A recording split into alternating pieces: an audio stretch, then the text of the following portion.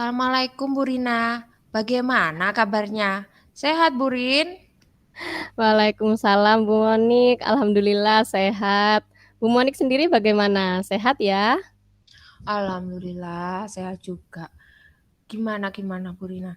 Sepertinya ada yang ingin dibicarakan dari Bu Rina dari kemarin ya? Jadi malu, betul sekali Bu Monik. Saya ingin cerita, bolehkah? Boleh, tentu saja boleh Bu. Mau cerita tentang apa? Saya kok jadi penasaran toh. Jadi begini Bu Monik, saya ini gemes sekali ya. Murid-murid di kelas saya ini sangat kurang sekali kesadarannya untuk menjaga kebersihan. Mungkin ya setiap guru juga sama mengalami kendala yang seperti saya alami ini. Masa setiap masuk kelas, seringkali saya itu melihat kelas kotor. Bangkunya itu tidak tertata rapi. Bahkan sampah di kolong meja itu berserakan. Loh, taplak meja guru itu kadang sampai miring-miring. Ya mungkin anak-anak itu bermain lari-larian di sekitar meja guru ya. Lah kalau saya ndak memerintahkan, ayo dibersihkan kelasnya, ya anak-anak ndak langsung segera membersihkan. Jadi saya tuh sampai frustasi gitu. Ya gitu. Jadi Mhm. begitu permasalahan yang sedang dihadapi Bu Rina. Kalau misalkan kelasnya bersih dan enak dipandang, bukankah itu akan membuat anak-anak lebih fokus ya dalam belajar? Gurunya juga nyaman dalam mengajar. Kan gitu nggih Bu Rina? Ya pastinya begitu Bu Monik lah. Kalau kelas kotor, saya tuh sampai risih ngelihat Kak lantai itu, aduh di bawah bangku itu juga tanah-tanahnya. Bu Monik ya tahu sendiri kan sekolah saya letaknya di perkebunan, apalagi kalau sudah hujan, aduh luar biasa namanya anak-anak itu Iya. kakinya bawa tanah. Jadi saya tuh sampai mengajarnya itu jadi kurang fokus. Luar biasa itu anak-anak itu yang sekarang Iya, ini. betul. Saya juga mengalami itu Bu Rina. Ah, oke baik Bu Rina, dari permasalahan nih, dari Bu Rina yang telah Bu Rina utarakan barusan. Hal apa sih yang ingin Bu Rina capai dari hasil cerita-cerita yang Bu Rina utarakan barusan itu loh? Gini, saya ingin sekali, menemukan cara agar anak-anak ini bisa lebih menjaga kebersihan kelas, tanpa harus selalu saya perintah, Bu Monik. Iya. Oke baik, cerita hari ini berarti kita fokuskan ya ke solusi agar anak-anak itu dapat sadar diri dalam menjaga kebersihan kelas. Nggih kan Bu Rina? Iya, betul sekali. Iya. Baik Bu Rina, bisa Bu Rina jelaskan lebih detail nggak kepada saya yang membuat anak-anak di kelas ini kurang sadar diri dalam menjaga kebersihan kelas ya Bu? Monggo dijelaskan Bu gimana? Jadi begini, Bu Monik, kalau saya amati, murid-murid di kelas saya ini kurang sekali pembiasaan dalam menjaga kebersihan di lingkungan sekitarnya. Ya, semacam kurang peduli gitu. Mereka itu juga masih kurang dalam hal melaksanakan tugas dan tanggung jawabnya. Padahal sudah kelas 5 loh. Kelas 5 itu harusnya mereka sudah lebih mandiri, paham dengan tugas tanggung jawabnya, begitu. Oh, jadi gitu Bu Rina. Bu Rina pastinya sudah berusaha keras ya dalam membimbing anak-anak agar lebih tanggung jawab untuk membersihkan kelas. Iya kan Bu? Iya Bu, sudah. Di awal tahun pelajaran itu langsung saya bentuk petugas piket. Itu yang hal yang pertama saya lakukan karena saya harapannya itu ingin anak-anak tertib membersihkan kelas, bisa menjaga kebersihan kelasnya.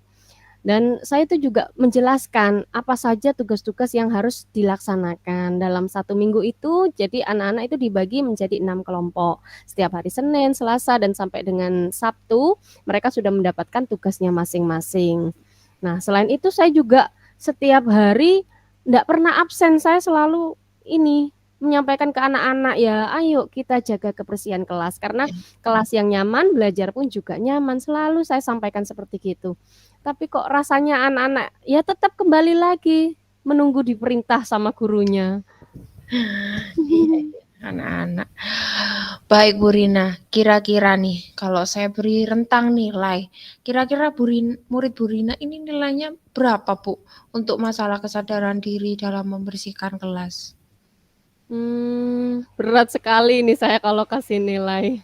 Kalau melihat kondisi yang sekarang ini, kesadaran murid-murid saya untuk pentingnya menjaga kelas mungkin masih ada di kategori nilai 5 mungkin ya. Karena luar Wow, biasa mereka ini. wow benar-benar incredible. Harapannya Bu Rina sendiri, kira-kira anak-anak ini seharusnya berada di nilai berapa sih Bu? Kalau saya itu enggak muluk-muluk Bu Monik. Anak-anak itu sadar saja, tahu dengan tugasnya, kewajibannya itu sudah saya bersyukur.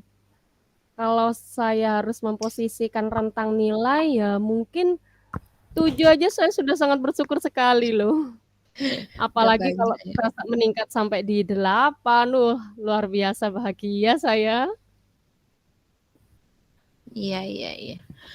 Baik Bu Rina, kira-kira nih, apa yang Bu Rina akan lakukan untuk mencapai ke angka tersebut ke 7 atau mungkin bisa jadi meningkat ke 8, ke 9, apa yang akan Bu Rina lakukan? Hmm, Mungkin saya akan mengawali dengan memberi contoh yang baik ya Bu. Saya jadi teladan dulu untuk murid-murid saya. Misalnya saya contohkan ke anak-anak bagaimana cara membuang sampah. Jadi kalau misalnya mereka melihat sampah berceceran langsung tanpa harus dikomando, diambil sampahnya, dimasukkan ke tempat sampah. Jadi intinya saya awali dengan memberi contoh yang baik dulu untuk anak-anak gitu.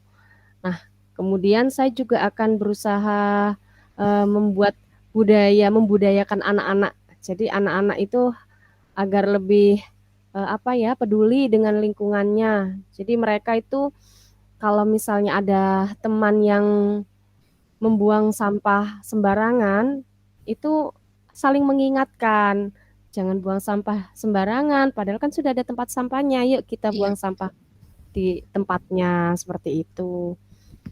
Dan mungkin setelah itu saya juga akan berusaha melakukan komunikasi dengan orang tua untuk membiasakan hal yang sama di rumah.